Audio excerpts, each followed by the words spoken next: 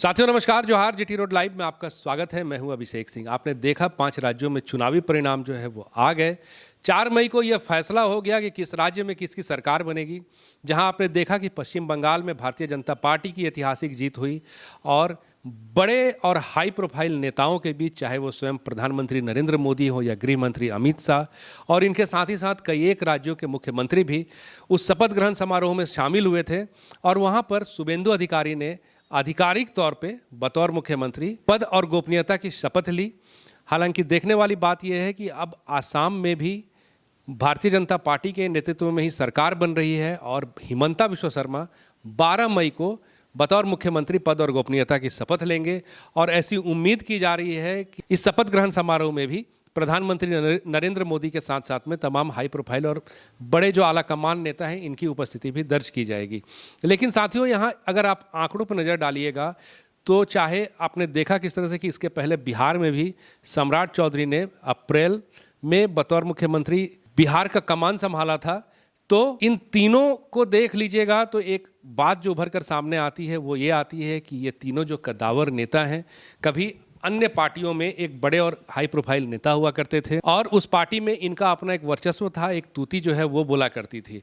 लेकिन अब ये भारतीय जनता पार्टी में है और झारखंड भी इससे अछूता नहीं है। हम आगे चर्चा करेंगे और इस वीडियो में हमारी कोशिश यही होगी कि आपको चंद ऐसे नामों से रूबरू कराएं जो कभी एक समय में अन्य पार्टियों में एक बड़े नेता के रूप में उभर कर सामने आते थे।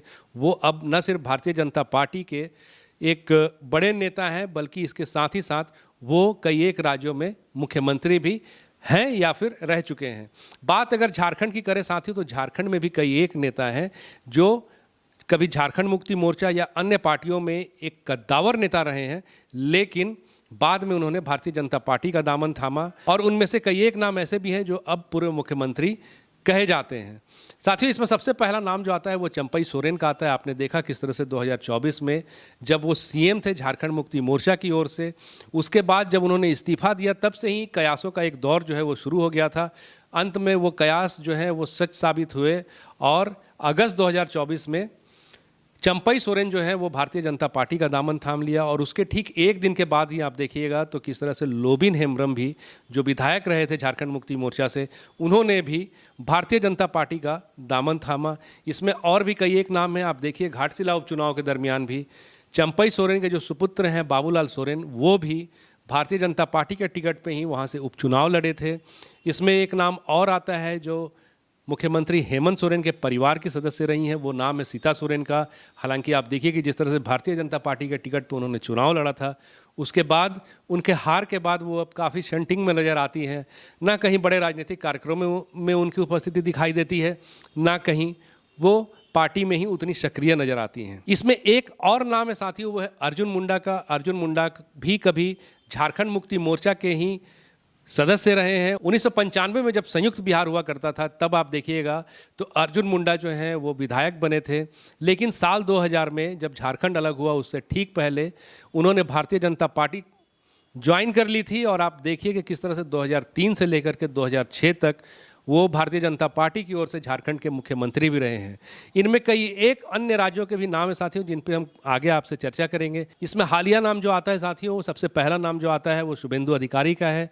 आप देखिए किस तरह से एक समय में, हालांकि उन्होंने अपने जो राजनीतिक करियर की शुरुआत की थी वो कांग्रेस से की थी, लेकिन 1999 के दौरान किस तरह से उन्होंने टीएमसी ज्वाइन किया था और टीएमसी में कार्य करते करते वो ममता बनर्जी के सबसे करीबी सहयोगियों में, सबसे करीबी और सबसे विश्वसनीय नेताओं में एक माने जाते थे।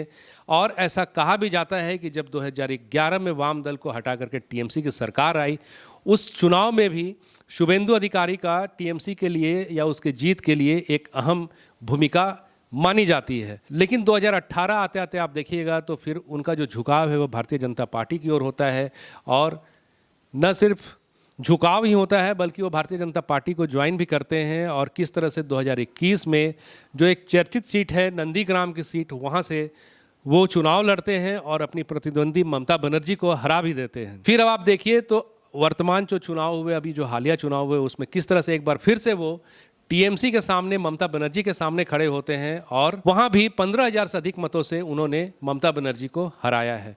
इसी में जो अगला नाम आता है साथियों, वो हिमंता बिस्वा शर्मा का है। हिमंता बिस्वा शर्मा कभी कांग्रेस के कद्दावर नेता रहे हैं। 2001 से लेकर के वो लगातार कांग्रेस के सरकार में रहे हैं और कांग्रेस के विधायक भी रहे हैं। कई एक महत्वपूर्ण मंत्रालय भी उन्होंने संभाला है। जब तरुण गोगोई की सरकार हुआ करती थी, उस दरमियान शिक्षा हो या स्वास्थ्य विभाग हो या फिर वित्त विभाग का भी जो प्रभार है वो भी उन्होंने संभाला था। लेकिन 2014 से कांग्रेस से जो है या फिर उनकी जो दूरियां हैं वो बढ़ती चली गई और 2015 में उन्होंने भारतीय जनता पार्टी ज्वाइन किया। और आप देखिए कि जो 2016 में पहली बार आसाम में भारतीय जनता पार्टी की सरकार बनी थी, उसमें भी उन्होंने अहम मंत्री का किरदार जो है वहाँ निभाया था। और अभी वर्तमान में आप देखिएगा तो किस तरह से भारतीय जनता पार्टी एक बड़े आंकड़े के साथ, बहुमत के साथ सरकार बना रही है और हिमंता बिस्वा शर्मा जो हैं वो बतौर मुख्यमंत्री शपथ लेने वाले हैं। सम्राट चौधरी को आप कैसे भूल सकते हैं साथियों, जिन्होंने पिछले महीने ही अप्रैल में मुख्यमंत्री की शपथ ली थी। और आपको बता दें कि उन्होंने भी अपने जो राजनीतिक करियर है वो शुरू किया था आरजेडी के साथ। आरजेडी से चुनकर वो पहली बार विधायक बने। फिर किस तरह से उन्होंने जनता दल यूनाइटेड या जदयू नीतीश कुमार की सरकार में शामिल हुए और नीतीश कुमार के मंत्रिमंडल में मंत्री भी रहे। और अंततः उन्होंने 2018 में भारतीय जनता पार्टी का दामन थामा और भारतीय जनता पार्टी के विस्तार में भी उन्होंने महत्वपूर्ण भूमिका निभाई। और आप देखिएगा तो गठबंधन में मंत्री भी रहे। और इस चुनाव के बाद जब इस चुनाव के बाद जो परिणाम आए उसमें काफ़ी दिनों तक वो गृह मंत्रालय भी संभालते रहे और किस तरह से अब वो बिहार के मुख्यमंत्री हैं। इस कड़ी में जो अगला नाम आता है वो पेमा खांडू का है साथियों। कांग्रेस के कद्दावर नेता रहे हैं, लेकिन आप देखिए कि किस तरह से 2016 में उन्होंने भारतीय जनता पार्टी का दामन थामा अरुणाचल प्रदेश में और काफ़ी दिनों तक वो पीपीए में भी रहे। लेकिन जब 2016 में बड़ा फेरबदल हुआ तब फिर उन्होंने भारतीय जनता पार्टी का दामन थामा, अपने समर्थकों के साथ शामिल हुए और तब से वो भारतीय जनता पार्टी में मुख्यमंत्री के तौर पे रहे और भारतीय जनता पार्टी के विस्तार में भी उन्होंने काफ़ी महत्वपूर्ण जिम्मेदारियां निभाई। साथियों, इस कड़ी में कई एक नाम है, चाहे वो सर्बानंद सोनोवाल का ही क्यों नहीं हो। जब 2016 में आसाम में भारतीय जनता पार्टी ने पहली बार अपनी सरकार बनाई थी, उस दरमियान वो भारतीय जनता पार्टी में शामिल हुए थे और भारतीय जनता पार्टी की ओर से पहले जो सीएम हैं वो बने थे। इसमें और भी कई एक नाम है साथियों, जिनमें एन बीरेन सिंह का भी नाम आता है। चाहे अगर आप दक्षिण की ओर देखिएगा तो वहाँ पर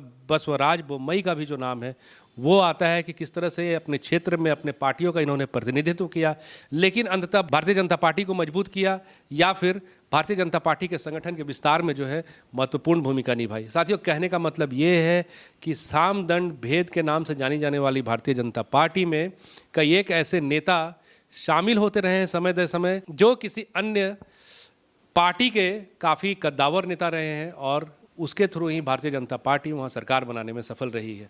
साथियों, आज के लिए बस इतना ही। जाते जाते आपसे यही आग्रह कि अगर आपने हमारे चैनल को सब्सक्राइब नहीं किया तो ज़रूर कर लीजिए। वीडियो को हमारे लाइक, शेयर और कमेंट भी ज़रूर कीजिए। आज्ञा दीजिए। नमस्कार। जय हिंद, जय भारत।